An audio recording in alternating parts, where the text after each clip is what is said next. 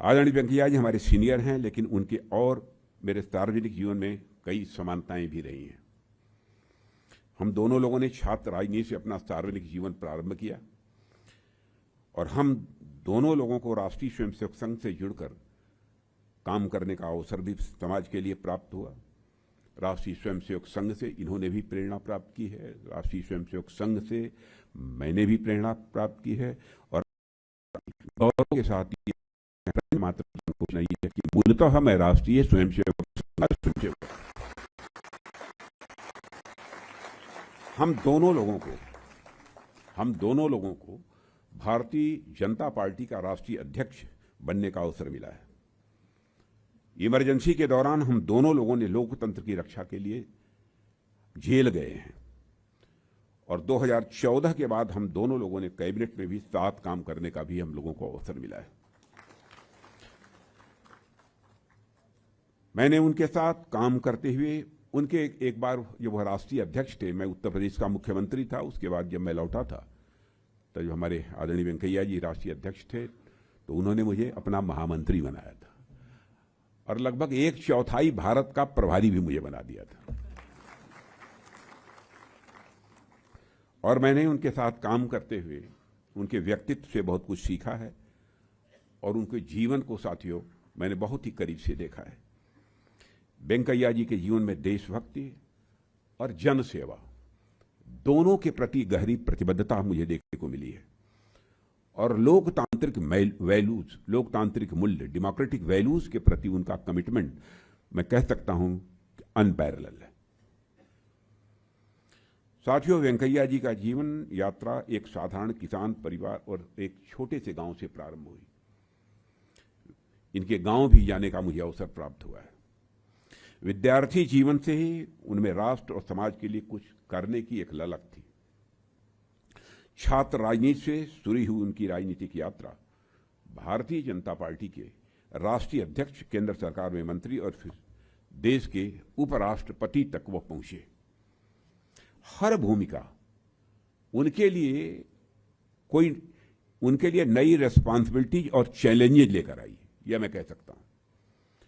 लेकिन उनकी सहजता और सादगी में कभी भी कमी हमको देखने को नहीं मिली है, वह सदैव कायम रही है और हम सभी ने उनकी कार्यशैली और व्यक्तित्व से बहुत कुछ सीखा है।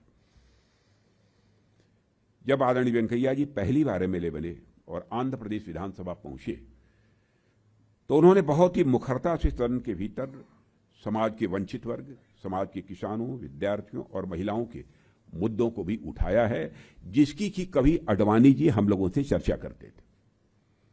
मैंने तो नहीं सुना, लेकिन वो चर्चा करते थे। एक बार मुझे बताया गया कि विधानसभा के संयुक्त सत्र में तत्कालीन राज्यपाल के 7 मिनट लेट हो जाने पर राज्यपाल संयुक्त सत्र को ज्वाइंट सेशन होता है विधानसभा विधान परिषद का, जिसको प्रारंभ में राज्यपाल को एड्रेस करना होता है, तो राज्यपाल को पहुंचने में 7 मिनट का विलंब हुआ।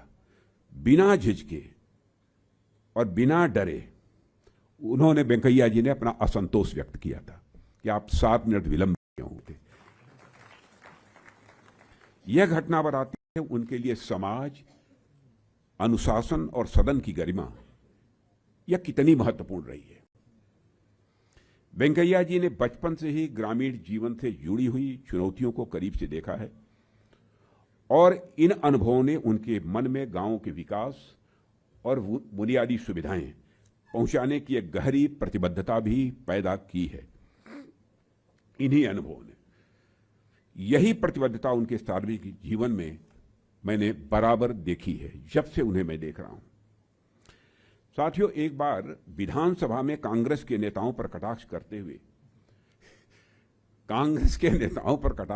हुए वेंकैया जी ने कहा था, Gandhi ji gave a call back to villages, Gandhi ji gave a call back to villages, but these leaders have turn their back on villages.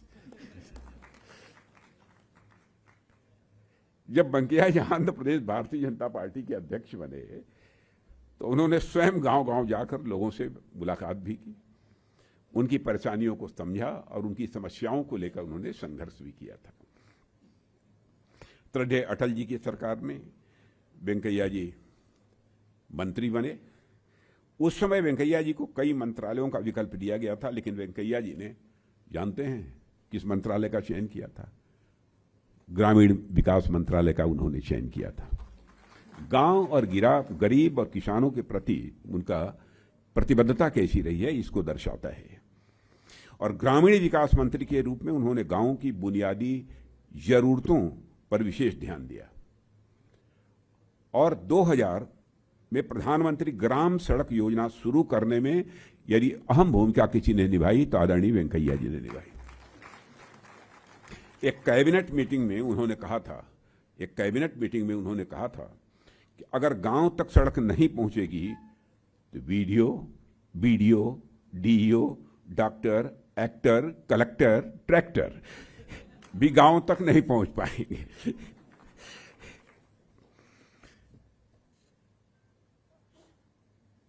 Venkaiah जी के गांवों से जुड़ाव का एक और उदाहरण मुझे याद आता है। जब वेंकैया जी भारतीय जनता पार्टी के राष्ट्रीय अध्यक्ष थे, तब उन्होंने पंडित दीनदयाल उपाध्याय जी की जयंती थी। जयंती पर देशव्यापी गांव चलो अभियान की शुरुआत की थी उस समय।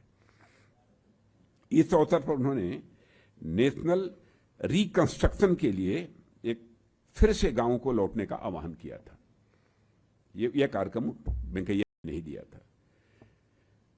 साथियों, वेंकैया जी के व्यक्तित्व की यह खास खूबी यह रही है कि वे गंभीर विषय को भी बहुत ही विट और ह्यूमर के साथ प्रभावी ढंग से रखने की परमात्मा ने उनके अंदर क्षमता दे रखी है।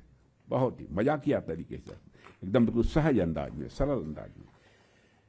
खासतौर पर उनके वन लाइनर्स तो बहुत ही मशहूर हुए। वन लाइनर्स, आपने कभी उनके भाषण को जिन लोगों ने सुना होगा, देखा होगा कि किस तरीके से। साथियों, इस पुस्तक में आंध्र प्रदेश विधानसभा में उनके एक भाषण का जिक्र है, जो मैंने बाई चांस उसको पन्नों को पलट रहा था देखा। कांग्रेस सरकार में व्याप्त भ्रष्टाचार पर बोलते हुए वेंकैया जी ने पोतना जी के भागवतम की एक कविता का सहारा लिया था।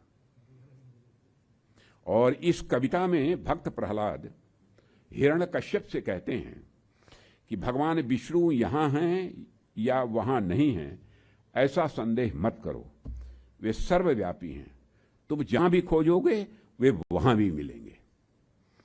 वेंकैया जी ने इससे प्रेरणा लेते हुए कहा था कि कांग्रेस सरकार में भ्रष्टाचार यहां है वहां नहीं है, ऐसा संदेह मत करो। कांग्रेस सरकार में भ्रष्टाचार सर्वव्यापी है, तुम जहां भी खोजोगे कांग्रेस सरकार में वो भ्रष्टाचार मिलेगा। वेंकैया जी बहुत ही कम शब्दों में लेकिन बहुत ही असरदार तरीके से अपनी बातों को प्रस्तुत करते रहे। एक बार उन्होंने यूपीए का सटीक विश्लेषण करते हुए कहा था, यूपीए जो कांग्रेस अलायंस थी उसका सटीक विश्लेषण करते हुए कहा था, the UPA which was DPA divided progressive alliance. UPA